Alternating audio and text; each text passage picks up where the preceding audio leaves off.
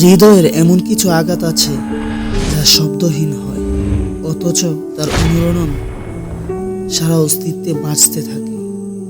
এই আঘাত চোখের জলে ধোয়া যায় না, কথার মাধ্যমে প্রকাশ পায় না, শুধু অনুভব করা যায় নিঃশব্দ কষ্টের ভারে।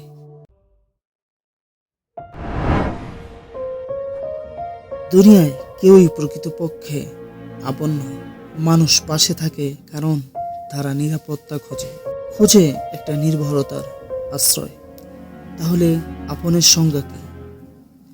আপন সেই যার উপস্থিতি প্রয়োজন ছাড়িয়ে অনুভূতির বন্ধনে বাঁধা, যে আপনাকে বুঝে নিঃশব্দে, থাকে নিঃস্বার্থে, আর আপনাকে গ্রহণ করে ঠিক যেমনটা আপনি চান।